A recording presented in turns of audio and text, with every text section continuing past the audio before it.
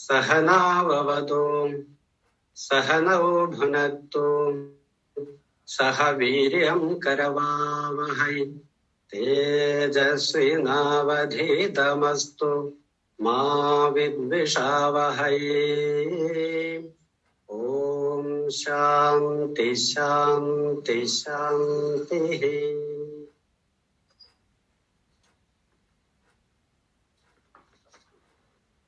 Jayakumar G, അതുപോലെ രഘുവേട്ടൻ, മറ്റ് വിശേഷപ്പെട്ടതായ അതിഥികളെ, NSS UK-യുടേതായ സഹപ്രവർത്തകരെ, ഏവർക്കും സാദര നമസ്കാരം.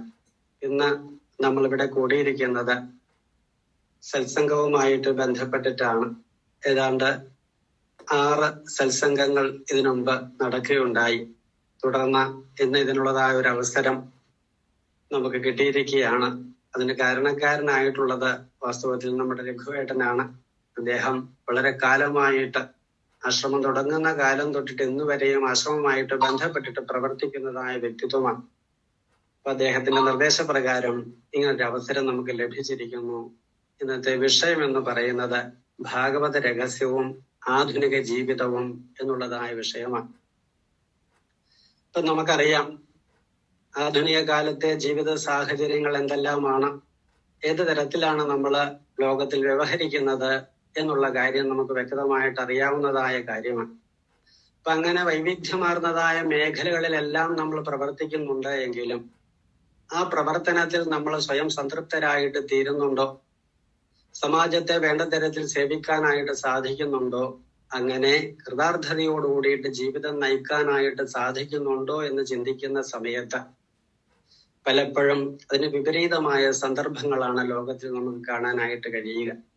അപ്പൊ അത്തരത്തിലുള്ളതായ സമാജത്തിൻ്റെതായ പ്രവർത്തനങ്ങൾ ലോകത്തിന് എല്ലാ കാലത്തും അസ്വസ്ഥതയെ ഉണ്ടാക്കി കൊടുക്കുന്നതായിട്ട് നമുക്ക് കാണാനായിട്ട് കഴിയും. ഭാഗവതത്തിന്റെ മാഹാത്മ്യം നോക്കുന്നതായ സന്ദർഭത്തിലാണെങ്കിലും നാരദൻ സർവത്ര സഞ്ചരിക്കുന്നതായ സന്ദർഭത്തിൽ എല്ലാവരും ആ ധർമ്മത്തിന് വിരുദ്ധമായിട്ട് പ്രവർത്തിക്കുന്നതായ കാര്യങ്ങളാണ് അദ്ദേഹത്തിന് കാണാനായിട്ട് കഴിഞ്ഞതെന്നാണ്. ക്ഷേത്രങ്ങൾ ചെന്നാലും, ആശ്രമങ്ങൾ ചെന്നാലും, തീർത്ഥങ്ങൾ ചെന്നാലും, അതുപോലെ വ്യവഹാരികമായ ദശകൾ ചെന്നാലും, രാജാക്കന്മാരുടേതായ ഭരണത്തെ ശ്രദ്ധിച്ചാലും എല്ലാം ആ ധർമ്മത്തിന് വിരുദ്ധമായിട്ടുള്ളതായ സാഹചര്യത്തിലൂടെ ലോകം സഞ്ചരിക്കുന്നതായ സന്ദർഭമാണ് അദ്ദേഹത്തിന് കാണാനായിട്ട് കഴിഞ്ഞത്. അങ്ങനെ അസ്വസ്ഥനായിട്ട് തീരുന്ന സന്ദർഭവും നമുക്കിവിടെ കാണാനായിട്ട് കഴിയുന്നു. ഇന്നത്തെ ആധുനികമായിരിക്കുന്ന കാലത്തെ എടുത്തു നോക്കിയാലും ലോകത്തിൽ എവിടെയും നമ്മുടെ സങ്കല്പത്തെയും വാണികളെയും എത്തിക്കാനായിട്ട് സാധിക്കുന്നുണ്ട്. ലോകത്തിൽ എവിടെയും നമുക്ക് പ്രവർത്തിക്കാനുള്ളതായ സാഹചര്യമുണ്ട്. എങ്കിലും സർവതന്ത്ര സ്വതന്ത്രനായിട്ട് പ്രവർത്തിക്കാനും തന്റെ പ്രവർത്തനത്തിലൂടെ സ്വയം കൃതാർത്ഥനായിട്ട് തീരാനും ലോകത്തിലെ ആദർശമായിട്ട് ലോകത്തെ ഉയർത്താനും നമുക്ക് കഴിയുന്നുണ്ടോ എന്ന് ചിന്തിക്കുന്ന സമയത്ത് അതിന് പൂർണ്ണമായിട്ടുള്ളതായ വിജയം നമുക്ക് കൈവരിക്കാൻ കഴിഞ്ഞിട്ടില്ല എന്ന് ചിന്തിക്കേണ്ടതായിട്ട് വരുന്നു. അപ്പൊ അതിൽ നിന്നൊക്കെ നമുക്ക് എന്ത് മനസ്സിലാക്കാനായിട്ട് സാധിക്കും? ധർമ്മത്തെ വേണ്ട തരത്തിൽ സംരക്ഷിക്കുകയും ആചരിക്കുകയും ചെയ്യുന്നത് കൊണ്ട് മാത്രമേ ഇഹവും പരവുമായിരിക്കുന്ന എല്ലാ തരത്തിലുള്ളതായ ഐശ്വര്യം നമുക്ക് ഉണ്ടാക്കി തീർക്കാനായിട്ട് സാധിക്കുകയുള്ളൂ. ലോകത്തിൽ എന്തെല്ലാം ധാർമ്മികമായിരിക്കുന്ന കാര്യങ്ങളെ ആചരിക്കാൻ കഴിയുന്നു, അതനുസരിച്ചിട്ട് ധർമ്മത്തിൽ അധിഷ്ഠിതമായിട്ടാണ് ലോകം നിലനിൽക്കുന്നതെന്ന് മനസ്സിലാക്കാനും അതിൽ നിന്ന് എന്ത് കിട്ടിയാലും അതുകൊണ്ട് സംതൃപ്തമായിട്ട് നമുക്ക് ജീവിക്കാനായിട്ട് സാധിക്കും. അതാണ് വാസ്തവത്തിൽ ജീവിതത്തിൽ നമ്മൾ ആചരിക്കേണ്ടതാണ്. സമ്പത്തിനായാലും ജീവിതത്തിൽ സമഗ്രമായിരിക്കുന്ന നിലകൾ പ്രവർത്തിക്കാനായാലും എല്ലാം നമുക്ക് അത്യന്താപേക്ഷിതമായിട്ടിരിക്കുന്നത് ധർമ്മത്തിൽ അധിഷ്ഠിതമായിരിക്കുന്ന ജീവിതമാണ്. ഇപ്പൊ പ്രപഞ്ചത്തിൽ കാലത്തിനനുസരിച്ചുള്ളതായ വ്യത്യാസങ്ങള് പ്രാചീനവും ആധുനികമായിട്ടൊക്കെ നടക്കുന്നുണ്ടെങ്കിലും ഭൂമി തന്റെ അച്ചുതണ്ടിൽ നിന്നുകൊണ്ട് മാത്രമാണല്ലോ ഈ കാര്യങ്ങളൊക്കെ നടക്കുന്നത് ഭൂമിയിൽ. അതുപോലെ ധർമ്മത്തിൽ അധിഷ്ഠിതമായിട്ടാണ് ലോകം എല്ലാ കാലത്തും പ്രവർത്തിച്ചുകൊണ്ടിരിക്കുന്നത് എന്നതാണ് വസ്തുത. ധർമ്മസ്യ പ്രഭുരാച്യുതഃ, ധർമ്മത്തിന്റെ പ്രഭുവായിരിക്കുന്നത് സാക്ഷാൽ സച്ചിദാനന്ദ സ്വരൂപനായിരിക്കുന്ന ഭഗവാൻ തന്നെയാണ്. അപ്പൊ ആ ഭഗവാനെ പല നാമത്തിലും പല രൂപത്തിലും പല സങ്കല്പത്തിലുമൊക്കെ നമ്മൾ ആചരിക്കാറുണ്ട് എങ്കിലും അതിൻ്റെ എല്ലാം നിജസ്ഥിതി എന്ന് പറയുന്നത് ഏകവും ഏകരസമായിരിക്കുന്ന ആത്മഭാവം തന്നെയാണ്, അതിലേക്കാണ് എല്ലാവരും വാസ്തവത്തിൽ ഈ വൈവിധ്യമാർന്നതായ ഭാവനകളിലൂടെ വിരൽ ചൂണ്ടുന്നത് എന്നും ചിന്തിച്ചാൽ നമുക്ക് മനസ്സിലാക്കാവുന്നതാണ്. അങ്ങനെ വരുന്നതോടുകൂടി എല്ലാ ഭേദബുദ്ധികളെയും അതിക്രമിച്ചുകൊണ്ട് ഏകരസമായ സച്ചിദാനന്ദ സ്വരൂപമായ ഭഗവാനെ ആസ്വദിക്കാനുള്ളതായ സന്ദർഭം ജീവിതത്തിൽ ഉണ്ടാവും. അങ്ങനെ മാത്രമേ നമുക്ക് ലോകത്തിൽ സംതൃപ്തമായിരിക്കുന്ന ജീവിതം നയിക്കാനായിട്ട് സാധിക്കൂ. ശാസ്ത്രത്തിന്റെ വികാസം കൊണ്ട് ഒരുപക്ഷെ നമുക്ക് ആകാശത്തെ പായ പോലെ മടക്കി കെട്ടാനായിട്ട് സാധിച്ചു എന്ന് വരാം. പലതരത്തിലുള്ളതായ സാധ്യതകളെ സമ്പാദിക്കാനായിട്ട് സാധിച്ചു എന്ന് വരാം. ഇത്തരത്തിലുള്ളതായ കാര്യങ്ങളെല്ലാം ഉണ്ടാക്കി തീർക്കാനായിട്ട് സാധിച്ചാലും ഈ ലോകത്തിന് ആധാരത്തിലവനായിരിക്കുന്ന ശക്തി എന്താണ് എന്ന് മനസ്സിലാക്കി ആ ശക്തിയിൽ മനസ്സിൽ ലീനമാകുന്നതോട് കൂടിയിട്ട് മാത്രമേ നമുക്ക് പൂർണ്ണവും പുഷ്കലവുമായ വികാസം ജീവിതത്തിൽ ഉണ്ടാക്കി തീർക്കാനായിട്ട് സാധിക്കുമെന്നാണ് ഉപനിഷത്തുക്കളും വേദങ്ങളും പുരാണ ഇതിഹാസങ്ങളും എല്ലാം നമ്മളെ പഠിപ്പിക്കുന്നത്. അപ്പൊ ആ ഒരു കാഴ്ചപ്പാട് പൂർവസൂരികളായിരിക്കുന്ന ഭാരതീയർക്കുണ്ടായിരുന്നു. അവരാചരിച്ചിരുന്നതായ ധർമ്മത്തിന് സനാതന ധർമ്മം എന്ന് പറഞ്ഞിരുന്നു. ആ ധർമ്മത്തിൽ അവര് കൃതാർത്ഥരായി ജീവിക്കുകയും ലോകത്തെ വസുധൈവ കുടുംബകം എന്നുള്ള സങ്കല്പത്തിലോട് കൂടിയിട്ട് ലോകം തന്നെ ഒരു കുടുംബമാണ് എന്നുള്ള സങ്കല്പത്തോടു കൂടിയിട്ട് സമഗ്രമായ വികാസത്തിൽ എത്തിക്കാൻ അവർ പ്രവർത്തിക്കുകയും ചെയ്തിരുന്നു എന്നത് വസ്തുതയാണ്. ഈ കാര്യങ്ങളെല്ലാം ഇന്നത്തെ ആധുനികമായ തലമുറ മറന്നിട്ട് ജീവിക്കാൻ തുടങ്ങുന്നതാണ്. അല്ലെങ്കിൽ ജീവിക്കുന്നതിന്റെ ഫലമായിട്ടാണ് അസ്വതന്ത്രമായിരിക്കുന്ന ഭാവം ഓരോ വ്യക്തികൾക്കും ഉണ്ടായിരിക്കും. സർവതന്ത്ര സ്വതന്ത്രനായിട്ട് ജീവിക്കാനുള്ളതായ അവസരം ആ സനാതന ധർമ്മത്തിൽ അധിഷ്ഠിതമായിട്ട് ജീവിക്കുന്നത് കൊണ്ട് ഒരു പൗരനെ നേടാനായിട്ട് കഴിയും. അതിനെയാണ് അനന്തമായ സാധ്യതകളിലേക്ക് ഉയരുക എന്ന് പറയുന്നത്. അത് നമുക്ക് കരുതലാമലകം പോലെ ഒരു നെല്ലിക്ക ഉള്ളംകൈയിലിരിക്കുന്നതായ നെല്ലിക്കയെ പോലെ അനുഭവിക്കാൻ കഴിയുമെന്ന് ആചാര്യന്മാര് അവരുടെ പരീക്ഷണ നിരീക്ഷണങ്ങളോട് കൂടിയതായ ജീവിതത്തിലൂടെ നമുക്ക് സ്പഷ്ടമാക്കി തരികയും ചെയ്തിട്ടുണ്ട്. ഭാഗവതത്തെ എടുത്തു നോക്കിക്കഴിഞ്ഞാൽ നമുക്ക് ഭാഗവതത്തിൻ്റെതായ സന്ദർഭത്തെ കുറിച്ച് ചിന്തിക്കുന്ന സമയത്ത് മനസ്സിലാകും, സാക്ഷാൽ ഭഗവാൻ തന്നെയാണ് വ്യാസഭഗവാനായിട്ട് അവതാരത്തെ ചെയ്യുകയും ഭാഗവതത്തെ രചിക്കുകയും ചെയ്തിട്ടുള്ളത്. തന്റെ അന്തർധാനത്തിന് ശേഷം ഈ ലോകം എന്തിനെ ആശ്രയിച്ച് നിൽക്കുന്നു എന്ന് ചോദിക്കുന്ന സമയത്ത് ഭാഗവത ധർമ്മത്തെ ആശ്രയിച്ചാണ് നിൽക്കുന്നത് എന്ന് ഉള്ള സന്ദേശം നമുക്ക് ആചാര്യന്മാര് തരുന്നുണ്ട്. അപ്പൊ ആ ഒരു സന്ദേശത്തിലൂടെയാണ് വാസ്തവത്തില് ഭാഗവതം നമ്മളെ നയിക്കുന്നത് എന്നും ചിന്തിച്ചാൽ മനസ്സിലാക്കാനായിട്ട് സാധിക്കും. അതുകൊണ്ട് ഭാഗവതം എന്ന് പറയുന്നത് വെറും ഒരു ഗ്രന്ഥമല്ല, വാങ്മയമായിരിക്കുന്ന ഭഗവാന്റെ സ്വരൂപം തന്നെയാണ്. പ്രത്യക്ഷ കൃഷ്ണയേവഹി, പ്രത്യക്ഷമായ ശ്രീകൃഷ്ണ ഭഗവാന്റെ വാങ്മയമായ സ്വരൂപം തന്നെയാണ് എന്നാണ് ആചാര്യമതം. ഭഗവാൻ തന്നെ അതാണ് സുവ്യക്തമാക്കി ചെയ്യുകയും ചെയ്തിട്ടുള്ളത് എന്ന് നമുക്ക് കാണാനായിട്ട് സാധിക്കുന്നു.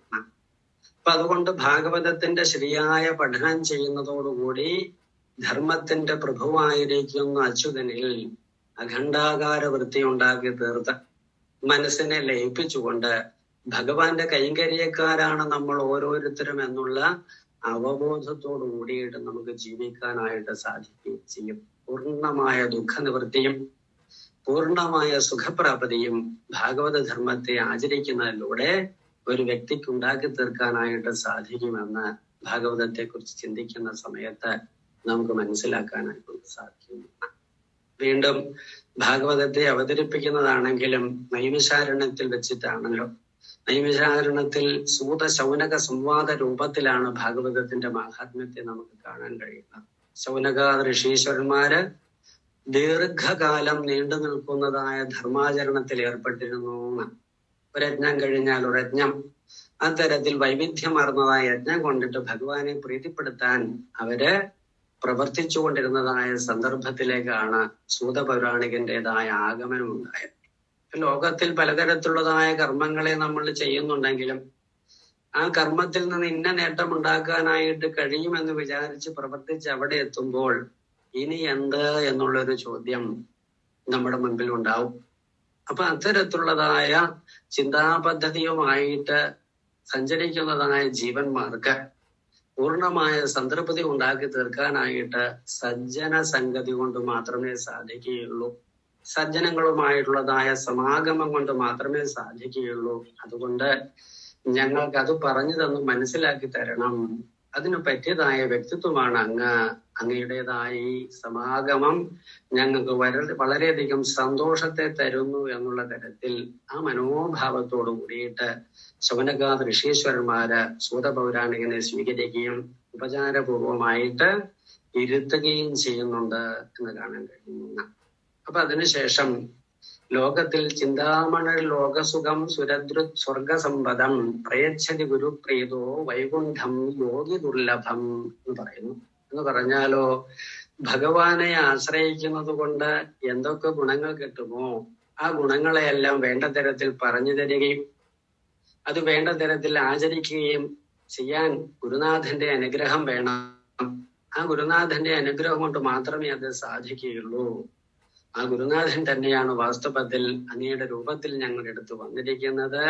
അതുകൊണ്ട് ദുഃഖ നിവർത്തിക്കും സുഖപ്രാപ്തിക്കുമുള്ളതായ കാര്യങ്ങൾ പറഞ്ഞു തന്ന് അനുഗ്രഹിക്കണേ എന്ന് ശൗനകാദ ഋഷീശ്വരന്മാര് സൂത പൗരാണികനോട് പറയുന്നതായിട്ട് നമുക്ക് കാണാനായിട്ട് കഴിയുന്നു. അപ്പൊ അങ്ങനെയുള്ളതായ ആ സംവാദത്തിലൂടെ ഭാഗവതത്തിന്റെ പ്രാധാന്യത്തെ പറഞ്ഞു കൊടുക്കുകയും ഭാഗവതത്തെ വേണ്ട തരത്തിൽ മനസ്സിലാക്കുന്നതിന്റെ ഫലമായി പൂർണ്ണമായ ദുഃഖ നിവൃത്തിയും സുഖപ്രാപ്തിയും ഒരു ജീവന് ഉണ്ടാക്കി തീർക്കാനായിട്ട് സാധിക്കുകയും ചെയ്യുമെന്ന് ഇവിടെ ആചാര്യൻ അസന്നിഗ്ധമായിട്ട് പറഞ്ഞു കൊടുക്കുന്നതായിട്ട് കാണാം. അതുപോലെ തന്നെ മാഹാത്മ്യത്തിൽ നമുക്കൊരു കാര്യം കൂടെ കാണാൻ കഴിയും.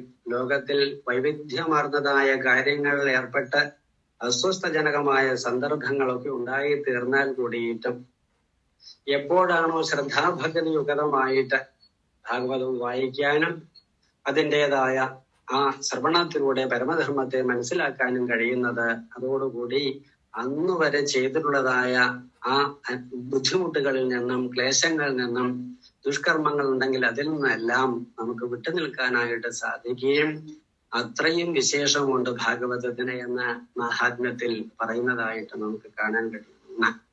അതിന് യോഗന്നന്റെയും ദുണ്ടുകാരിയുടെയും കഥയിലൂടെയാണ് ആ സന്ദർഭത്തെയും വാസ്തവത്തിൽ വിരചിച്ച് കാണിക്കുന്നത്.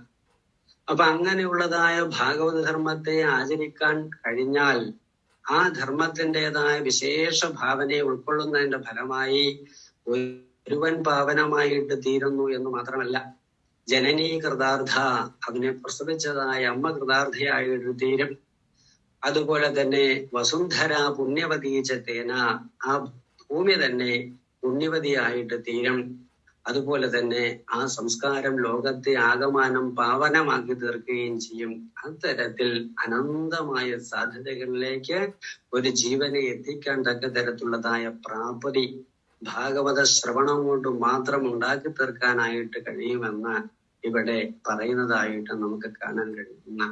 അപ്പൊ അതിൽ നിന്നും ഭാഗവതത്തിന് എത്ര പ്രാധാന്യമുണ്ട്, ആധുനികമായിരിക്കുന്ന കാലത്തിലും പ്രാചീനമായിരിക്കുന്ന കാലത്തിലുമെല്ലാം നിത്യനൂതനമായിട്ടാണ് ഭാഗവത ധർമ്മം നിലനിൽക്കുന്നത് എന്ന് നമുക്ക് മനസ്സിലാക്കാനായി സാധിക്കും.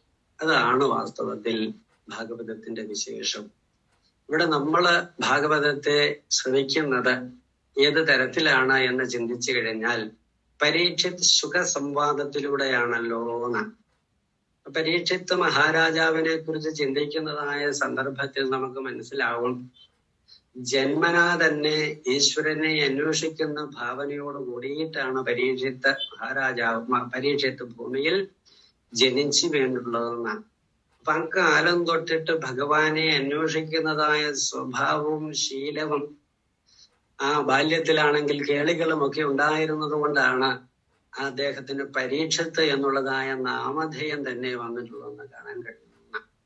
ജന്മന അദ്ദേഹത്തിന് കിട്ടിയിട്ടുള്ളതായ നാമധേയം എന്ന് പറയുന്നത് വിഷ്ണുരാധൻ എന്നുള്ളതായ പേരാണ്.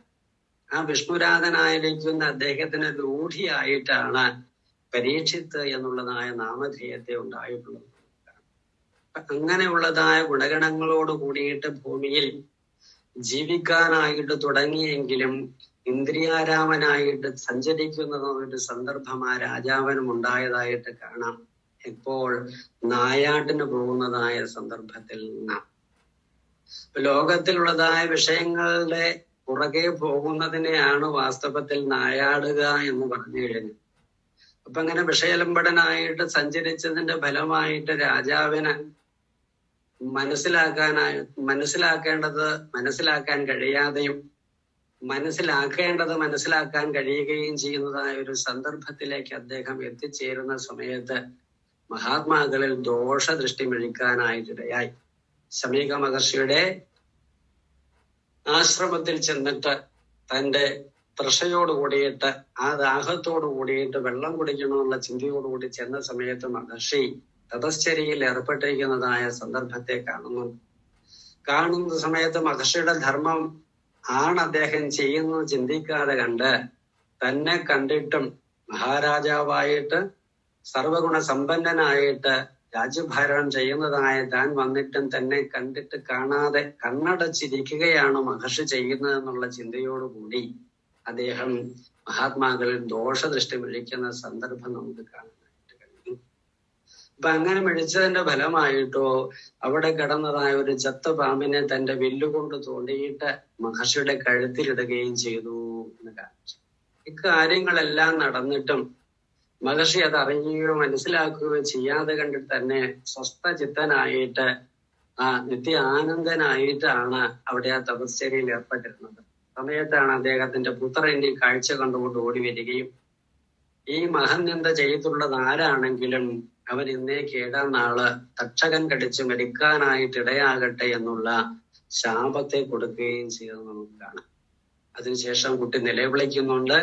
ആ നിലവിളി കേട്ടുകൊണ്ട് ഋഷിസ്തമൻ അവിടെ ഉണർന്ന സമയത്താണ് രാജാവിനെ കണ്ടു കാര്യങ്ങളൊക്കെ മനസ്സിലായി. ഏതായാലും പ്രജാരഞ്ജകോ രാജ, പ്രജകളെ വേണ്ട തരത്തിൽ രഞ്ജിപ്പിക്കുന്ന ആ സധർമ്മനിരതമായിട്ട് കൊണ്ടുപോകുന്ന വ്യക്തിത്വമാണ് രാജാവിനുള്ളത്. ആ രാജാവിനെ നീ തരത്തിൽ ശപിച്ചത് ശരിയായില്ല എന്ന് കുട്ടിയോട് പറയുന്നുണ്ടെങ്കിലും വീണ്ടും ഏതായാലും ഈ ശാപത്തിന്റെ ഫലം അദ്ദേഹം അനുഭവിച്ചേ മതിയാവുന്നു എന്നുള്ള തീരുമാനത്തിലേക്ക് ഋഷിത്തമൻ എത്തുകയുന്നുണ്ട്. അക്കാര്യങ്ങള് രാജാവിനെ അറിയിക്കുകയും ചെയ്യുന്നു. ഇതറിഞ്ഞതോട് കൂടിയിട്ട് രാജാവിനും കാര്യം മനസ്സിലായി. താൻ ഇത്തരത്തിലുള്ളതായ മഹത് അതിക്രമം ചെയ്യാനായിട്ടിടയായിട്ടുണ്ടെങ്കിൽ തന്റെ അധികാരത്തിലും സ്ഥാനമാനങ്ങളിൽ ഉള്ളതായ ഭ്രമം കൊണ്ടിട്ടല്ലേ ഉണ്ടായിട്ടുള്ളത്. അതുകൊണ്ട് ഇത്തരത്തിലുള്ളതായ കാര്യങ്ങൾ ഒരിക്കലും ആശാസ്യമല്ല എന്ന് മനസ്സിലാക്കിയിട്ട് അദ്ദേഹം തേടിയ വള്ളി കാലിൽ ചുറ്റി എന്ന് പറയുന്നത് പോലെ ആ രാജ്യ അധികാരവും സമ്പത്തും രാജധാനിയും എല്ലാം ഉപേക്ഷിച്ചുകൊണ്ട് വീണ്ടും തപസ്സിന് പോകുന്നതായ സന്ദർഭത്തെ ഇവിടെ കാണിച്ചിരിക്കുകയാണ്. ലോകത്തിൽ ചുറ്റിക്കറങ്ങി നാനാവിധമായിരിക്കുന്ന കാഴ്ചകളും കേൾവികളും സമ്പാദ്യവും ഒക്കെ സമ്പാദിച്ചുകൊണ്ട് ഇത് തന്നെയാണ് താനെന്നുള്ളതായ അധ്യാസത്തോടുകൂടി തൻ്റേതല്ലാത്തതിൽ തൻ്റേതാണെന്നുള്ളതായ ബോധം ഉണ്ടാവുന്നതിനാണ് അധ്യാസം എന്ന് പറയുന്നത്. അത്തരത്തിൽ അധ്യാസത്തോടു കൂടി ഇരിക്കുമ്പോൾ നമ്മുടെ കുലത്തെയും അച്ഛനമ്മമാരെയും അതുപോലെ തന്നെ നമ്മുടെ സംസ്കാരത്തെയും നമ്മുടെ രാഷ്ട്രത്തെയും അല്ലെങ്കിൽ സഹജീവികളായിരിക്കുന്ന ആൾക്കാരെയും എല്ലാം മറന്ന് ജീവിക്കുന്ന ഒരു സാഹചര്യം ആധുനിക കാലത്തിൽ നമുക്ക് കാണാനായിട്ട് സാധിക്കും. ഇതെല്ലാം വെറും ഭ്രമം മാത്രമാണ്, മനോവിലാസങ്ങൾ മാത്രമാണ്. ഇതിനെല്ലാം അധിഷ്ഠാനമായിട്ടിരിക്കുന്ന സാക്ഷാൽ സച്ചിദാനന്ദ സ്വരൂപനായ ഭഗവാൻ തന്നെയാണ്.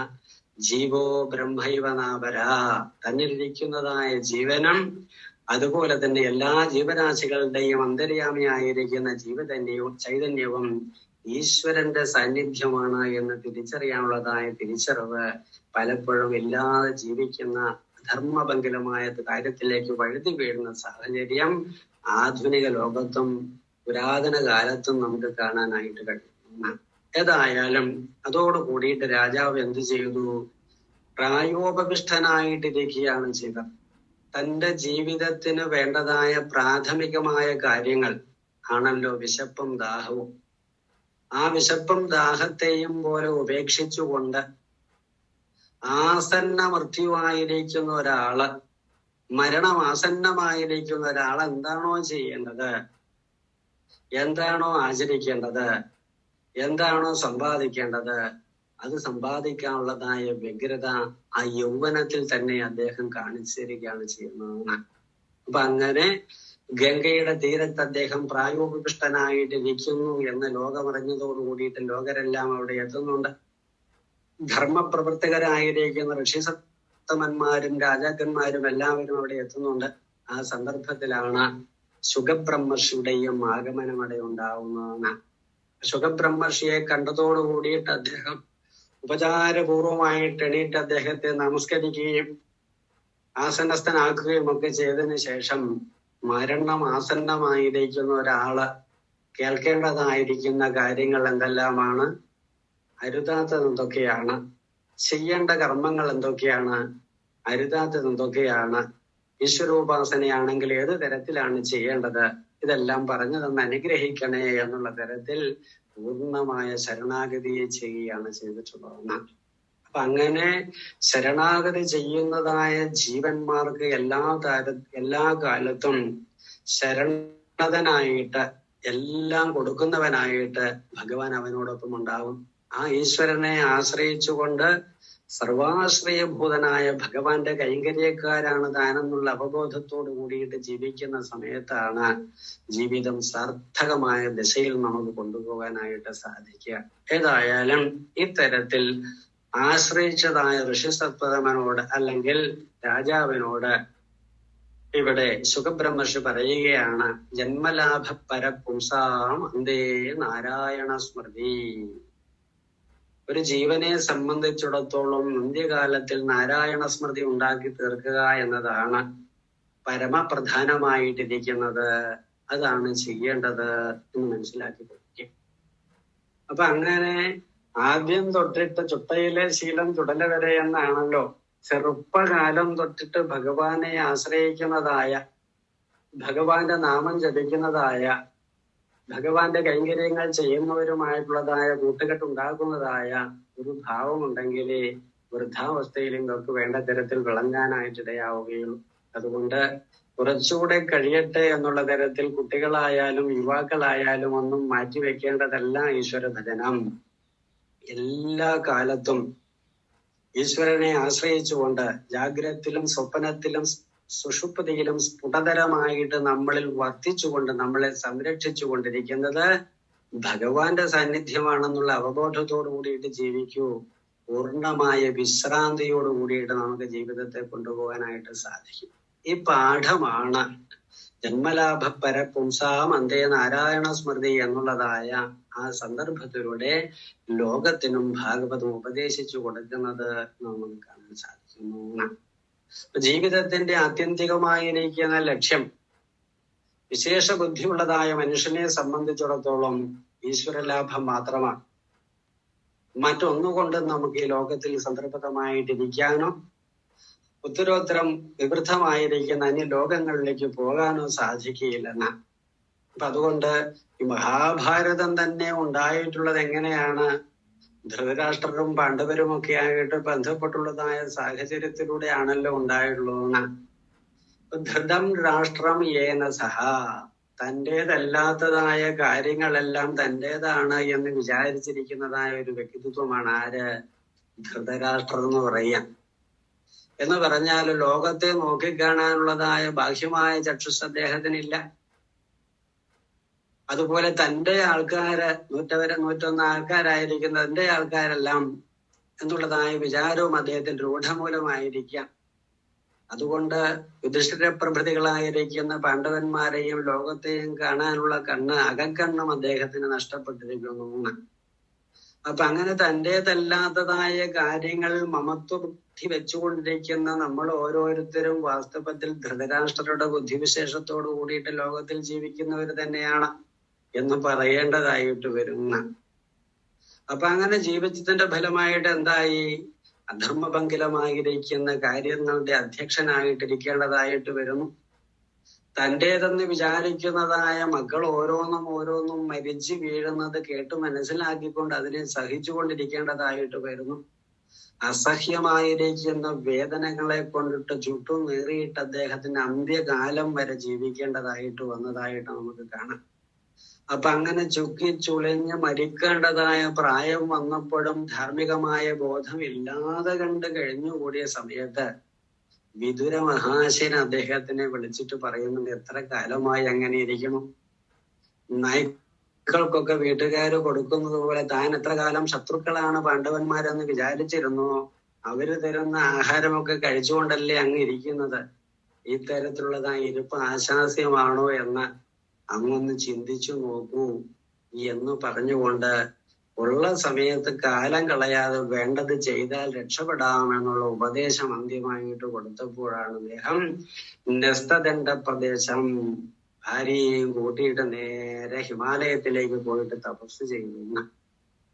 അപ്പൊ ആ തപസ്സിന്റെ ഫലമായിട്ട് വളരെ കുറഞ്ഞ നിമിഷം കൊണ്ട് അദ്ദേഹത്തിന് ആ ധർമ്മബോധം വേണ്ട തരത്തിൽ വികസിക്കാനായിട്ടിടയായി. ആ ധർമ്മത്തിലൂടെ അദ്ദേഹം പരം വൈഭവത്തിലേക്ക് എത്തുകയും ചെയ്തതായിട്ട് കാണാം.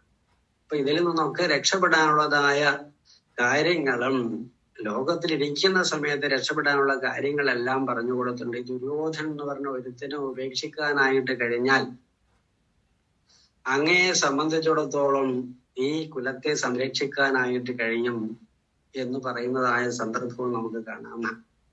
ദുര്യോധനാണെങ്കിലും ധർമ്മബോധമൊക്കെ ഉണ്ടെങ്കിലും അതിനെ വേണ്ട തരത്തിൽ വിനിയോഗിക്കാതെ ദുഷ്ടസംഗതിയോട് കൂടിയിട്ട് പ്രവർത്തിക്കുന്നവനായതുകൊണ്ടാണല്ലോ ഇതെല്ലാം ഉണ്ടായിട്ടുള്ളത്. അദ്ദേഹവും പറയുന്നുണ്ട്, ജാനാമി ധർമ്മം നജമേ പ്രവൃത്തി. കാര്യം എന്താണെന്നൊക്കെ എനിക്കറിയാമെങ്കിലും എനിക്ക് അങ്ങനെ പ്രവർത്തിക്കാനായിട്ട് കഴിയുന്നില്ല.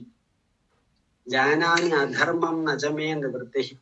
അധർമ്മം എന്താണെന്ന് അറിയാമെങ്കിലും അധർമ്മത്തിൽ നിന്നും എനിക്ക് നിവർത്തിക്കാനായിട്ട് സാധിക്കുന്നില്ല. കേനാവി ദേവേന ഹൃദയസ്ഥിതേന യഥാ കരോമി തഥാ യഥാ നിയുക്തോസി തഥാ കരോമി. ഏതോ ഒരു അദൃഷ്ടമായ ശക്തി എന്നിൽ ഇരുന്നു കൊണ്ട് പ്രവർത്തിക്കുന്നതിന്റെ ഫലമായിട്ട് ഞാൻ വിപരീത ധർമ്മങ്ങളെ ആചരിക്കുന്നു എന്ന് അദ്ദേഹം പറയുന്നതായിട്ട് നോക്കാം.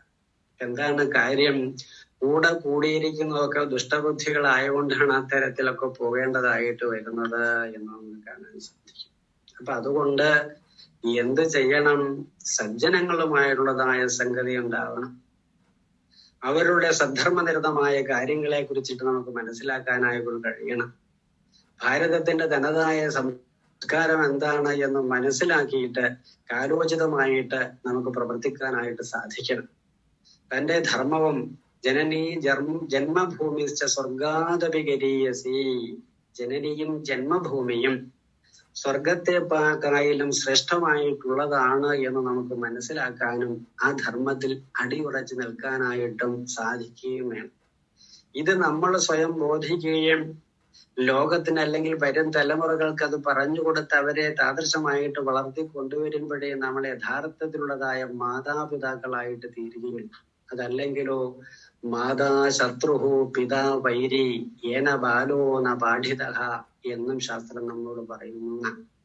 ശരിയായ സദ്ധർമ്മനിരതമായ കാര്യങ്ങളെ ആചരിക്കാനുള്ള കാര്യങ്ങൾ കുട്ടികൾക്ക് പറഞ്ഞു കൊടുക്കാതെ വെറും ജീവിതായോധനത്തിന് വേണ്ട കാര്യങ്ങളെ മാത്രം പറഞ്ഞു കൊടുത്ത് അവരെ വളർത്തിക്കൊണ്ടുവരുന്നതായ അച്ഛനമ്മമാര് അവർക്ക് ശത്രുക്കളായിട്ട് കാലം കൊണ്ടിട്ട് തീരും എന്നും നമ്മളോട് ആചാര്യന്മാര് പറയുന്നു.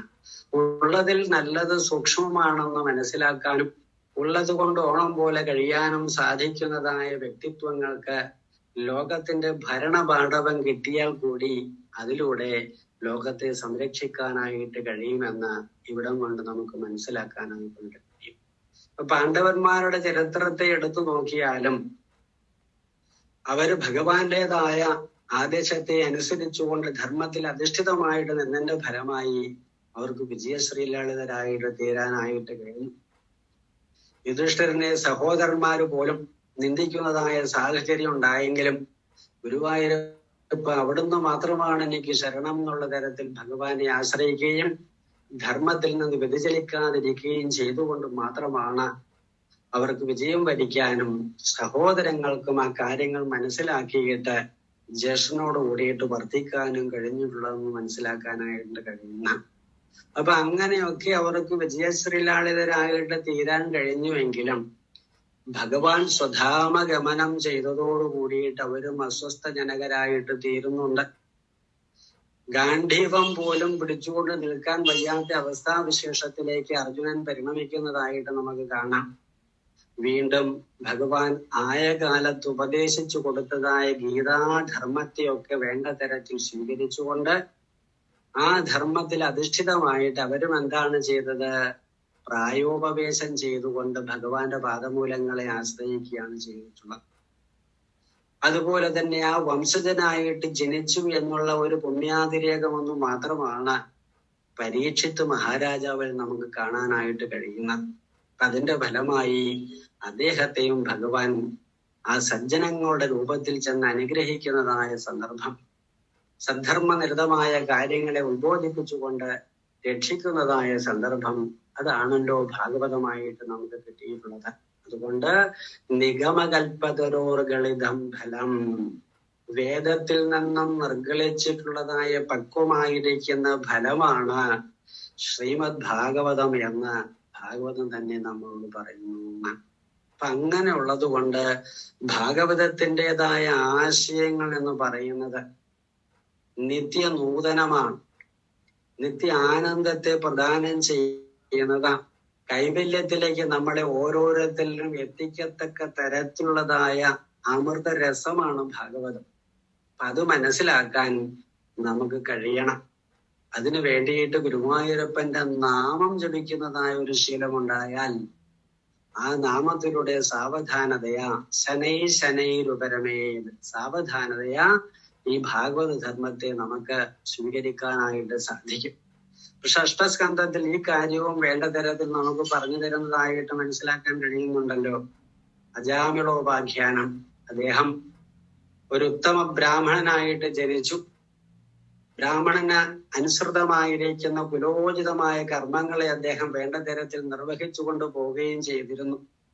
അപ്പൊ അങ്ങനെ ഇരിക്കുമ്പോഴാണ് ഒരു ദിവസം വിറകൊക്കെ കൊണ്ടുവരാനും അതുപോലെ തന്നെ ചമതയും അതുപോലെ ദർഭപ്പുല്ലും ഒക്കെ കൊണ്ടുവരാനും ഒക്കെ അച്ഛൻ പറഞ്ഞ് അദ്ദേഹം കാട്ടിലേക്ക് പോകുന്ന സമയം ഒരു ദുഷ്ടസംഗതി അദ്ദേഹത്തിന് കാണാനായിട്ടിടയായി. അപ്പൊ ആ വീഴ്ച കണ്ടതോടു കൂടിയിട്ട് ഇദ്ദേഹത്തിന്റെ മനസ്സും ദുഷിക്കാനായിട്ടിടയായി. ആ ദുഷിച്ച ഭാവനയോട് കൂടിയിട്ട് അദ്ദേഹം തന്റെ കുലത്തെയും ധർമ്മത്തെയും ഭാര്യാപുത്രാദികളെയും എല്ലാം മറന്ന് ജീവിക്കുന്നതായ ഒരു സന്ദർഭം കുറച്ചു കാലത്തേക്ക് അദ്ദേഹത്തിനുണ്ടായിരുന്നു. അപ്പൊ അങ്ങനെ ഉണ്ടായി. അതിനുശേഷം മരണവക്ത്രത്തിലിരിക്കുന്ന സന്ദർഭത്തിൽ, ഇതാണ് 80-88 വയസ്സായി. അവസാനത്തെ കുട്ടിക്ക് നാരായണൻ എന്ന് പേരിട്ടു. ആ നാരായണന്റേതായ കേളികളിലൊക്കെ ആ ശിശുപാലത്വത്തിലൊക്കെ മനസ്സ് വെച്ചുകൊണ്ട് അങ്ങനെ കഴിഞ്ഞുകൂടുന്ന സമയത്താണ് യമകിങ്കരന്മാരെ വന്ന് അദ്ദേഹത്തെ കൂട്ടിക്കൊണ്ടുപോകാൻ ശ്രമിക്കുന്ന സമയത്താണ് ആ നാരായണ എന്ന അന്യരൂപത്തിലാണെങ്കിലും അല്ലെങ്കിൽ മകൻ എന്നുള്ള ഭാവനയോട് കൂടിയിട്ടാണെങ്കിലും ഉച്ചരിച്ച സമയത്ത് വിഷ്ണു പാർഷദന്മാർ വന്ന് അദ്ദേഹത്തെ രക്ഷിച്ചു എന്നൊക്കെ ഒരു കഥാസന്ദർഭം നമുക്ക് കാണാൻ കഴിയുന്നുണ്ട്. പോഷണം തദനുഗ്രഹം, ഭക്തന്മാരെ ഭഗവാൻ എങ്ങനെയാണ് അനുഗ്രഹിക്കുന്നത് എന്ന് പറഞ്ഞു തരുന്നതായ ഒരു കഥാഗോളമ. ഇപ്പോ വേദത്തിന്റെ സ്വരൂപം തന്നെയാണ് ഭഗവാന്റെ നാമം. അന്ത്യകാലത്ത് നാമത്തെ ആരാണോ അനുസ്മരിക്കുന്നത്, ആ അനുസ്മരണത്തിലൂടെ കൂടിയിട്ട് അവന് എല്ലാ അധർമ്മത്തിൽ നിന്നും രക്ഷപ്പെടാനായിട്ട് കഴിയുമെന്ന് മനസ്സിലാക്കി അദ്ദേഹം അധർമ്മപങ്കിലമായ ജീവിതത്തിൽ നിന്നും അന്ത്യകാലത്തിൽ ഉപരമിച്ചതിന് ശേഷം ഹരിദ്വാരത്തിൽ പോയിട്ട് തപസ് ചെയ്തുകൊണ്ട് ഭഗവാന്റെ പാദമൂലങ്ങളെ തന്നെ നേടി എന്നാണ് ആ കഥാഗോളത്തിലൂടെ നമുക്ക് മനസ്സിലാക്കി തരുന്നത്. യമധർമ്മ രാജന് പോലും ഭീഷണമായിരിക്കുന്ന ഭാവമാണ് നാമം ജപിക്കുന്നതായ ഭവനങ്ങളിൽ അവർക്ക് പ്രവൃത്തിയില്ല എന്നുള്ള സന്ദേശമാണ് അവിടെ കൊടുക്കുന്നതെന്ന്. അപ്പൊ അഗ്നിയെ അറിഞ്ഞോ അറിയാതെയോ തൊട്ടാലും അഗ്നിയുടേതായ അനുഭവം, ചൂട് നമുക്ക് ഏൽക്കേണ്ടതായിട്ട് വരുമല്ലോ, പൊള്ളലേക്കേണ്ടതായിട്ട് വരുമല്ലോ. അപ്പൊ അതുപോലെ ഭഗവാന്റെ നാമം അറിഞ്ഞോ അറിയാതെ കരിച്ചോ ആണെങ്കിലും നമ്മൾ ജപിക്കുകയാണെങ്കിൽ തദ്ജപത്തദർത്ഥഭാവന, ജപത്തിലൂടെ അർദ്ധഭാവനയിലേക്ക് എത്താനും ഭാഗവത ധർമ്മത്തെ അതിലൂടെ ആചരിക്കാനുള്ളതായ അവസരം, സുഗമമായിരിക്കുന്ന മാർഗം നമ്മുടെ ആചാര്യന്മാര് നമുക്ക് പറഞ്ഞു തന്നിരിക്കുന്നു. അങ്ങനെയാണ് പിന്നെ ഭാഗവതവും വിവിധ ശാസ്ത്രങ്ങളും വേദവും ഒക്കെ പഠിക്കേണ്ട ആവശ്യമുണ്ടോ എന്ന് നമുക്ക് തോന്നാം. ബുദ്ധി സമ്മതിക്കണ്ടേ, നാമം ജപിച്ചു കഴിഞ്ഞാൽ വേണ്ടതൊക്കെ കിട്ടുമെന്ന്. അപ്പൊ ആ ബുദ്ധിയെ സമ്മതിപ്പിക്കാൻ വേണ്ടി വിപരീത ഭാവനയോടുകൂടിയും സംശയ ഭാവനയോടും കൂടിയിരിക്കുന്നതായ ബുദ്ധിയെ സംശോധനം ചെയ്യാൻ വേണ്ടിയിട്ടാണ് ഇത്തരത്തിലുള്ളതായ കഥാസന്ദർഭങ്ങളെ വാസ്തവത്തിൽ പറയുന്നത്. അപ്പൊ അങ്ങനെ മനസ്സിലാക്കിക്കൊണ്ട് നമ്മൾ ജപിച്ചു കഴിഞ്ഞാൽ ആ അർത്ഥഭാവനയോടുകൂടി ജപിക്കാൻ കഴിയും, അതിലൂടെയും രക്ഷപ്പെടാൻ കഴിയുമെന്ന് ഇവിടെ കാണിച്ചിരിക്കുകയാണ് ചെയ്യുന്നത്.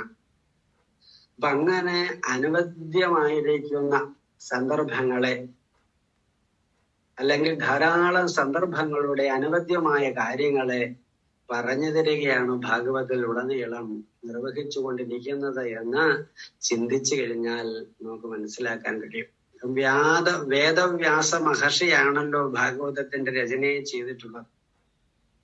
അപ്പൊ അദ്ദേഹമാണെങ്കിലും മഹാഭാരതത്തെയും വേദത്തെ നാലായിട്ട് പകുക്കുക എന്നുള്ളതായ സന്ദർഭത്തെയും ധാരാളം യജ്ഞമയമായിരിക്കുന്ന കർമ്മങ്ങളെ ചെയ്യുക എന്നുള്ളതായ സദ്ധർമ്മനിരതമായ കാര്യങ്ങളെയും എല്ലാം ആചരിച്ചിട്ടുണ്ട്. എങ്കിലും അതുകൊണ്ടൊക്കെ അദ്ദേഹം തൃപ്തി വരാതെ കണ്ടിരുന്നതായ ചില സന്ദർഭങ്ങളുണ്ട് എന്ന് അവിടെ ഭാഗവതത്തിന്റെ പ്രാരംഭ ദശയിൽ നമുക്ക് കാണാൻ കഴിയും. അപ്പൊ അങ്ങനെ ഇരിക്കുന്ന സമയത്ത് നാരദ ഋഷി അദ്ദേഹത്തിന്റെ അടുത്ത് ചെല്ലുകയാണ്. എന്താണ് മഹർഷി അങ്ങ് പൂർണ്ണമായ ഒരു സംതൃപ്തി ഇല്ലാതെ മ്ലാനവദനായിട്ടിരിക്കുന്നത്?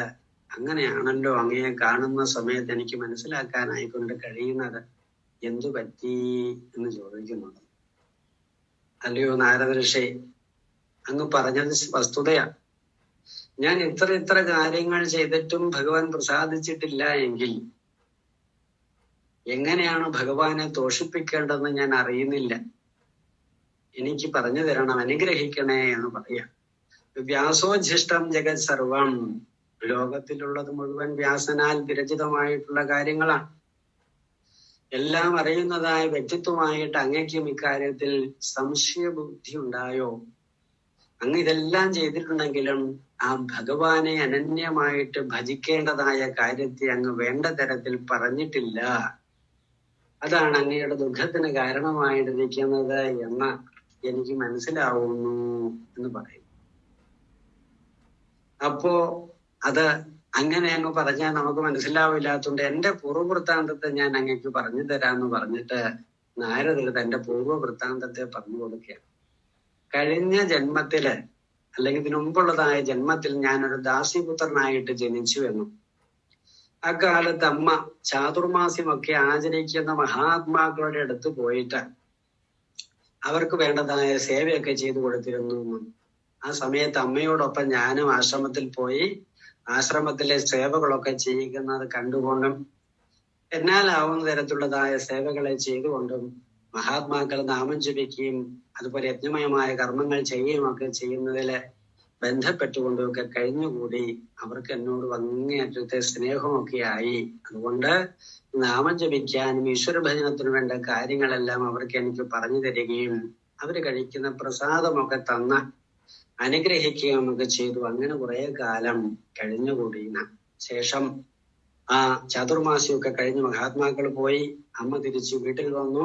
വീണ്ടും ആ കുടുംബം പോറ്റിക്കൊണ്ട് പോകണമെങ്കിൽ വീണ്ടും പണിയെടുത്താലല്ലേ മതിയാവുകയുള്ളൂ. അതുകൊണ്ട് അവിടെ വന്നാണ് അന്യ വീടുകളിലൊക്കെ പശുവിനെ കറക്കാനൊക്കെ പോകുന്ന സമയത്ത് ഒരു ദിവസം പാമ്പ് കടിയേറ്റ് അമ്മ മരിക്കാനായിട്ടിടയായി. അപ്പൊ അങ്ങനെ മരിച്ചതോടുകൂടി ഏകാശ്രയമായിരിക്കുന്ന അമ്മയും തനിക്ക് നഷ്ടപ്പെട്ടതോടുകൂടി അന്യ ആശ്രയമില്ലാത്തതായ സന്ദർഭം എനിക്കുണ്ടായി. ദുഃഖമുണ്ടായി എങ്കിലും ദുഃഖനിവൃത്തിക്കുള്ളതായ കാര്യങ്ങൾ ചെറുപ്പത്തിൽ തന്നെ മഹാത്മാക്കളിൽ നിന്നും മനസ്സിലാക്കാനായിക്കൊണ്ട് കഴിഞ്ഞതുകൊണ്ട് ആ മഹാത്മാക്കളുടെ വചനത്തെയും അവര് പറഞ്ഞു തന്നതായ ആചാരത്തെയും അനുസരിച്ചുകൊണ്ട് ജീവിക്കാനായിട്ടിടയായി. അപ്പൊ അങ്ങനെ തപസ്സിന് വേണ്ടിയിട്ട് പോയി തപശ്ചര്യയിൽ ഏർപ്പെട്ടതോടുകൂടിയിട്ട് ദുഃഖനിവൃത്തി ഉണ്ടാവുകയും ഭഗവാന്റെ ദർശന ഭാഗ്യം വരെ ഉണ്ടാകാനായിട്ട് ഇടയാവുകയും ചെയ്തു എന്ന് കാണിക്കും. അപ്പൊ അങ്ങനെ ദർശന ഭാഗ്യമൊക്കെ ഉണ്ടായ സമയത്ത് ഭഗവാൻ പറഞ്ഞു, ഈ ഒരു സന്ദർഭത്തെ വേണ്ട തരത്തിൽ മനസ്സിൽ വെച്ചുകൊണ്ട് ഇനിയുള്ളതായ കാലം നീ ജീവിച്ചുകൊള്ളൂ, നിനക്ക് എല്ലാ തരത്തിലുള്ളതായ ഐശ്വര്യം ഉണ്ടാവുമെന്നുള്ള തരത്തിൽ അനുഗ്രഹിക്കുകയും ചെയ്തു എന്നാണ്. അങ്ങനെ വളരെ കാലം അത്തരത്തിൽ ജീവിച്ചു എന്ന് കാണിക്കും. പ്രാരാബ്ധം കഴിഞ്ഞതോടു കൂടിയിട്ട് ശരീരം ഉപേക്ഷിച്ചിട്ട് അടുത്ത ജന്മത്തിൽ ഇവിടെ ബ്രഹ്മദേവന്റെ മാനസപുത്രനായിട്ട് ഞാൻ ജനിച്ചു എന്നും ആ ജന്മം കിട്ടിയതോടുകൂടി പരമഭാഗവതനായി എല്ലാ സമയത്തും ഭഗവാന്റെ നാമങ്ങളെ ഈരണം ചെയ്തുകൊണ്ട് സദ്ധർമ്മനിരതമായ കാര്യത്തെ ലോകത്തിന് കാണിച്ചു കൊടുത്തുകൊണ്ട് ഞാൻ ഇന്നും സഞ്ചരിച്ചുകൊണ്ടേ ഇരിക്കുകയാണ് ചെയ്യുന്നത് എന്നും മനസ്സിലാക്കി കൊടുത്തു. അപ്പൊ അതുകൊണ്ട് സജ്ജനങ്ങളുടേതായ മനസ്സിനെ ഈശ്വരാകാരമാക്കി തീർക്കാൻ തക്കതരത്തിലുള്ളതായ ആ ഗുണഗണങ്ങൾ അടങ്ങിയതായ രചനയെ അങ്ങ് ചെയ്തു കഴിഞ്ഞാൽ അതോടു കൂടിയിട്ട് അങ്ങ് സംതൃപ്തമായ ഭാവം ഉണ്ടായിത്തീരുമെന്നുള്ള തരത്തിൽ അനുഗ്രഹിക്കുകയാണ്, അല്ലെങ്കിൽ പറഞ്ഞ് മനസ്സിലാക്കി കൊടുക്കുകയാണ് വ്യാസഭഗവാന് നാരദ ഋഷി ചെയ്തിട്ടുള്ളത്. കേട്ടതോടു കൂടിയിട്ട് അദ്ദേഹത്തിനും കാര്യം സുഗമമായിട്ട് മനസ്സിലാക്കാനായിട്ട് കഴിഞ്ഞു. നമ്മൾ എത്ര കാലമായിട്ട് കേൾക്കണോ, കാണണോ, അനുഭവിക്കണോ, എന്തെല്ലാം പാഠങ്ങൾ പഠിക്കുന്നു എങ്കിലും വീണ്ടും പഠനം പൂർണ്ണമായിട്ടില്ല എന്നതാണ് ലോകരുടേതായ സ്ഥിതി. സദ്ധർമ്മനിരതമായ കാര്യങ്ങൾ സ്വല്പം അഭ്യസ്യ ധർമ്മസ്യ ത്രായതേ മഹതോ ഭയാ. കുറച്ചെങ്കിലും അഭ്യസിക്കാനായിട്ട് കഴിഞ്ഞിട്ടുണ്ടെങ്കിൽ ആ അഭ്യാസത്തിലൂടെ നമുക്ക് വിവേകമുദിക്കാനായിട്ടിടയാവും. വിവേകോദിത ബോധവന്യഹി അജ്ഞാനകാര്യം വ്രതകേ സമൂലം. ആ വിവേകത്തിലൂടെ ഉദിക്കുന്നതായ ആ ഒരു ഭാവം അജ്ഞാനകാര്യത്തെ പൂർണ്ണമായിട്ടും ദഹിപ്പിച്ച് കളയുകയും ചെയ്യും. അതാണ് ആ വിശേഷം. അതുകൊണ്ട് നമ്മൾ ജീവിക്കുന്നുണ്ടെങ്കിൽ, കർമ്മം ചെയ്യുന്നുണ്ടെങ്കിൽ, സമ്പാദിക്കുന്നുണ്ടെങ്കിൽ, ലോകത്തിൽ വ്യവഹരിക്കുന്നുണ്ടെങ്കിൽ അതെല്ലാം ഭഗവാന്റെ കൈങ്കര്യക്കാരനായിട്ടാണെന്നുള്ള അവബോധത്തോട് കൂടിയിട്ടാണെങ്കിൽ ആഞ്ജനേയ സ്വാമികളെ പോലെയുള്ളതായ ആ മനോവീര്യ പരാക്രമങ്ങളോട് കൂടിയിട്ട് നമുക്ക് ജീവിക്കാൻ സാധിക്കും. അപ്പൊ അത് അറിയണമെങ്കിൽ, മനസ്സിലാക്കണമെങ്കിൽ ചെറുപ്പത്തിൽ നാമം ജപിക്കാൻ കഴിയണം. ഇപ്പൊ നമ്മൾ കാര്യങ്ങൾ മനസ്സിലാക്കാത്തവരാണെങ്കിൽ ഇപ്പോഴും നമ്മൾ ചെറുപ്പക്കാരാണ് ആ കാര്യത്തിൽ എന്നുള്ള തരത്തിൽ ഉത്സാഹത്തോടു കൂടിയിട്ട് തുടങ്ങിക്കൊള്ളുക, നിർത്തേണ്ടതായിട്ടില്ല എന്നാണ്. അപ്പൊ അങ്ങനെ വിവേകത്തോടു കൂടി ഇരുന്നു കഴിഞ്ഞാൽ കാര്യം സാധൂകൃതമാകും എന്നത് വ്യാസഭഗവാനും ഈ ഒരു സന്ദർഭത്തിലൂടെ ഉദിച്ചതോടുകൂടി അദ്ദേഹം എന്ത് ചെയ്തു? നേരെ എങ്ങോട്ട് പോയി? ബദരികാശ്രമത്തിലേക്ക് പോയി. ബദരികാശ്രമത്തിൽ പോയിട്ട് അദ്ദേഹം തപശ്ചര്യയിൽ ഏർപ്പെടുകയും പ്രപഞ്ച സൃഷ്ടി എങ്ങനെയാണ് ഉണ്ടായിട്ടുള്ളത്, പ്രപഞ്ചത്തിൻ്റെതായ ലീലാവിലാസങ്ങൾ ഏതിനെയൊക്കെ ആശ്രയിച്ചിട്ടാണ് നിൽക്കുന്നത്, ഇതിന് അധിഷ്ഠാനമായിട്ട് നിൽക്കുന്നതായ ശക്തി എന്താണ് എന്നെല്ലാം അദ്ദേഹം മനസ്സിലാക്കിയതിനു ശേഷം അവിടെ നിന്ന് ഉണർന്നതിന് ശേഷമാണ് ഭാഗവതത്തിൻ്റെതായ രചനയെ ചെയ്തിട്ടുള്ളത് എന്ന് പറയുന്നു. അപ്പൊ അങ്ങനെയുള്ളതായ ഭാഗവതത്തിൻ്റെതായ സന്ദർഭങ്ങൾ ഓരോന്നും അമൃത രസവാഹിനിയാണ് എന്ന് നമുക്ക് കാണാനായിട്ട് കഴിയണം. അങ്ങനെയുള്ളതായ ഭാഗവതത്തെ സ്വല്പമാത്രമായിട്ടെങ്കിലും അഭ്യസിക്കാനായിട്ട് സാധിച്ചാൽ, ശ്രവിക്കാനായിട്ട് കഴിഞ്ഞാൽ ആ ശ്രവണ മാത്രതയിൽ തന്നെ നമുക്ക് സംതൃപ്തമായ ഭാവത്തെ ഉണ്ടാക്കി തീർക്കാനായിട്ട് കഴിയുമെന്ന് കാണിക്കും.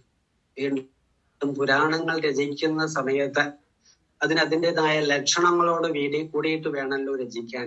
ഇവിടെയും ദശലക്ഷണയുക്തമായിട്ടാണ് ശ്രീമദ് ഭാഗവതത്തിന്റെ രചനയെ ചെയ്തിട്ടുള്ളത് എന്ന് കാണിക്കാം. എന്ന് പറഞ്ഞാലോ, സർഗം, വിസർഗം, സ്ഥാനം, പോഷണം, ഊതികൾ, മന്വന്തരം, ഈശാനുചരിതം, അതുപോലെ തന്നെ നിരോധം, മുക്തി, ആശ്രയം എന്ന് പറയുന്ന 10 ലക്ഷണങ്ങളോട് കൂടിയിട്ടാണ് ഇവിടെ ഈ പുരാണത്തെയും രചിച്ചിട്ടുള്ളതെന്ന് കാണാൻ കഴിയുന്ന. ഇപ്പൊ സർഗം എന്ന് പറഞ്ഞു കഴിഞ്ഞാൽ പ്രപഞ്ച സൃഷ്ടിയാണ് പറയുന്നത്. സാമാന്യമായിട്ട് ചിന്തിച്ചാൽ വിസർഗം എന്ന് പറഞ്ഞാൽ ജീവസൃഷ്ടിയെ പറയുന്ന. അപ്പൊ 3ഉം 4ഉം സ്കന്ധങ്ങളുടെ ഇക്കാര്യങ്ങളെയൊക്കെ പറഞ്ഞു പോകുന്ന. അപ്പോ സ്ഥാനം എന്ന് പറയുന്നതായ ലക്ഷണത്തെയാണ് പഞ്ചമ സർഗത്തിൽ നമുക്ക് കാണാൻ കഴിയുന്നത്. സ്ഥാനം വൈകുണ്ഠ വിജയം എന്ന് പറയും. പ്രിയവ്രതന്റെ ചരിത്രമാണ് അവിടെ കാണാനായിട്ട് കഴിയുക, വംശപരമ്പരയും കാണാൻ കഴിയുന്നു.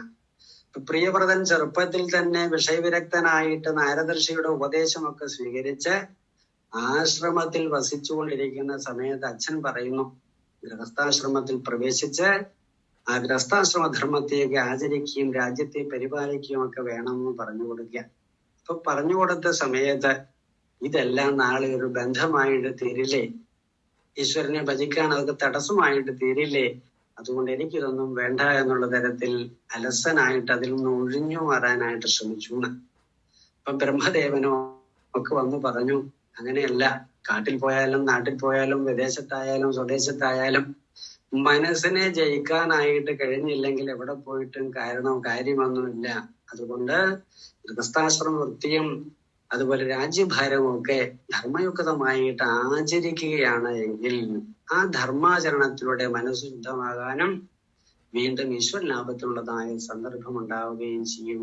അതുകൊണ്ട് അതെല്ലാം കളരിയായിട്ട് കണ്ടുകൊണ്ട് നീ ചെയ്യുക തന്നെ വേണം കുട്ടി എന്ന് പറഞ്ഞതിന് ഫലമായി അദ്ദേഹം രാജ്യഭാരമൊക്കെ സ്തുത്യർഹമായിട്ട് നിർവഹിച്ച് അവസാനം അദ്ദേഹം എല്ലാം ഉപേക്ഷിച്ചിട്ട് തപസ്സിന് പോയി എന്ന് കാണിച്ചു.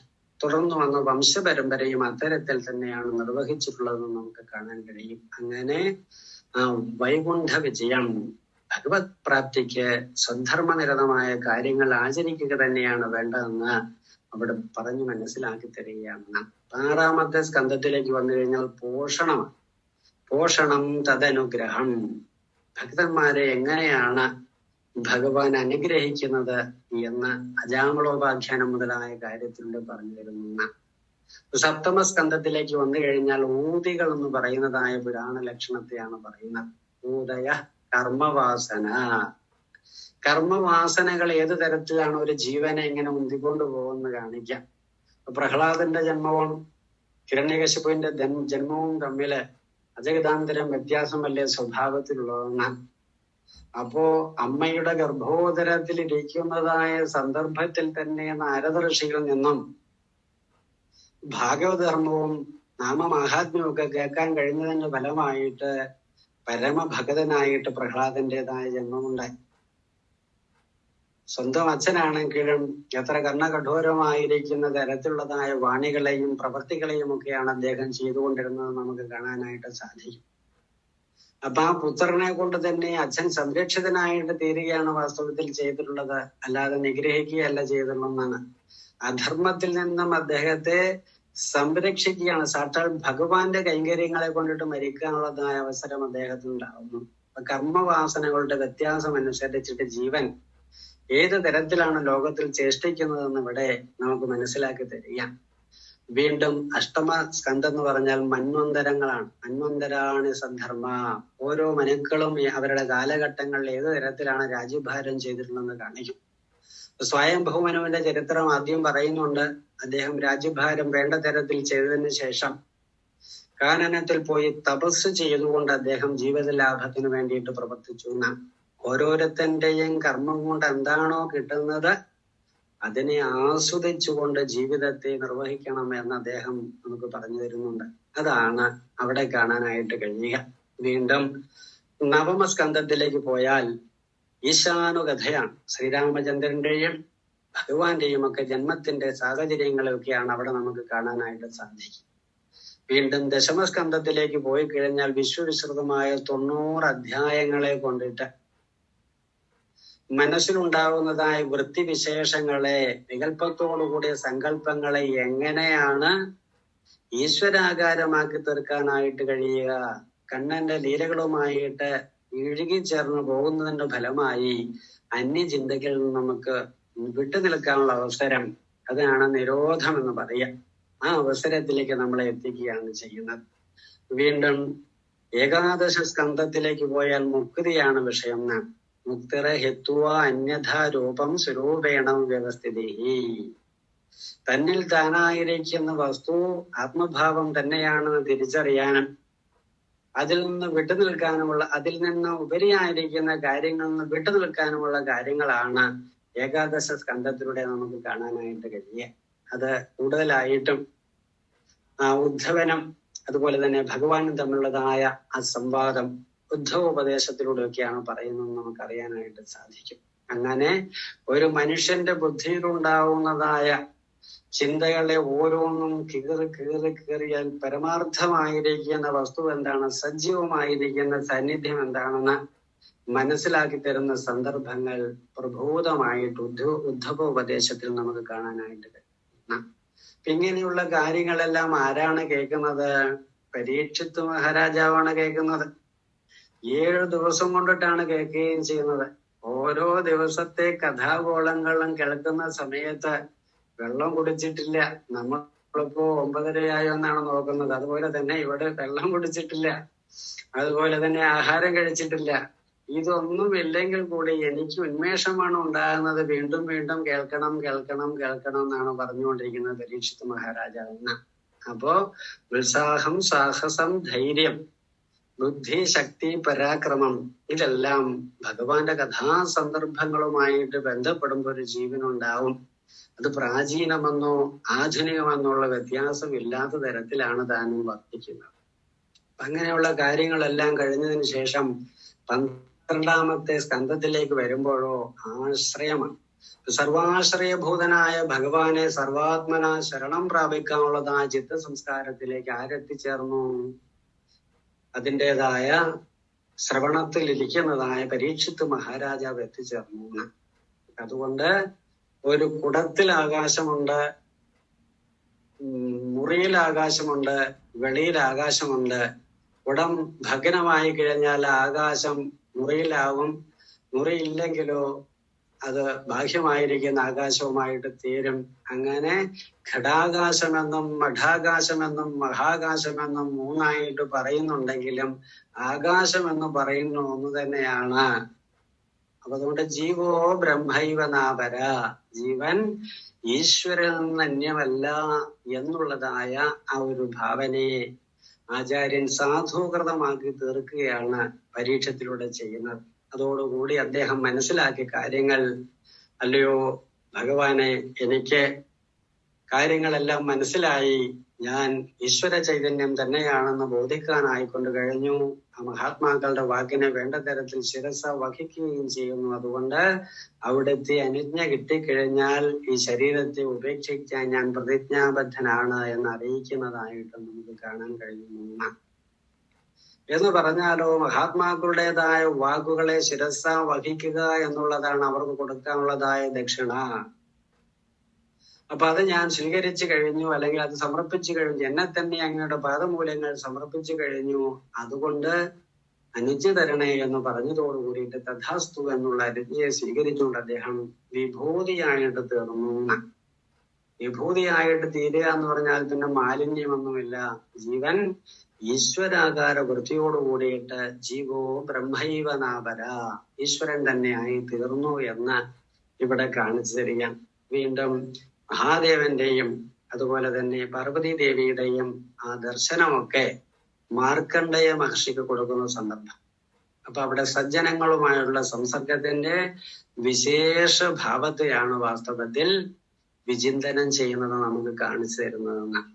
അങ്ങനെ സമഗ്രമായിരിക്കുന്ന ഒരു ആഖ്യാനമാണ് ഭാഗവതം. ഇതിലെ ഓരോ ആഖ്യാനങ്ങൾക്കും അതിൻ്റെതായ പ്രാഥമ്യമുണ്ട്.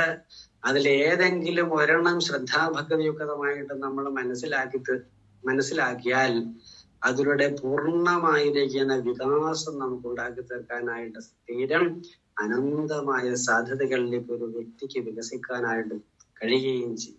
ഏത് മേഖലകൾ വർദ്ധിക്കുന്നവരാണെങ്കിലും ആ മേഖലയെ നമുക്ക് ഇത്തരത്തിൽ ഉയർത്താനായിട്ട് സാധിക്കുകയും ചെയ്യും. അതാണ് ആ ഭാഗവതത്തിന്റെ വിശേഷം. അതുകൊണ്ട് നമ്മൾ നിത്യം നാമം ജപിക്കുന്നവരായിട്ട് തീരണം, ഭാഗവതം പഠിക്കുന്നവരായിട്ട് തീരണം, ശാസ്ത്രോക്തമായിട്ട് പറഞ്ഞു തരുന്നതായ മഹാത്മാക്കളിൽ നിന്നും കാര്യങ്ങൾ ഗ്രഹിക്കാൻ പ്രാപ്തിയുള്ളവരായിട്ട് തീരണം. അങ്ങനെ ജീവിതത്തെ അനന്തമായ സാധ്യതകളിലേക്ക് എത്തിക്കാനായിട്ട് നമുക്ക് ഓരോരുത്തരും കഴിയണം. വസുധൈവ കുടുംബകം, ഈ ഒരു കുടുംബമാണ് ഈ ലോകമെന്ന് നമുക്ക് ധരിക്കാനായിട്ട് സാധിക്കണം.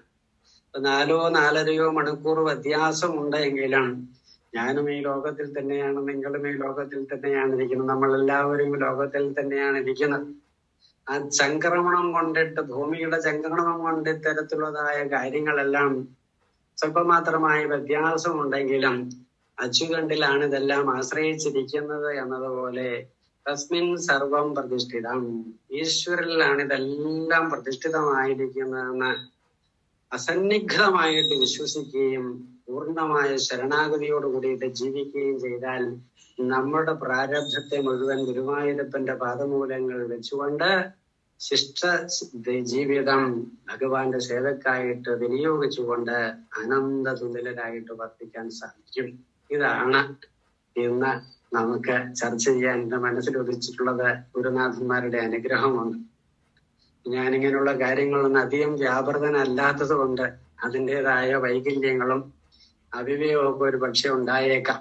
എങ്കിലും അതൊക്കെ ക്ഷമിക്കണമെന്ന് ആദ്യം അറിയിക്കട്ടെ.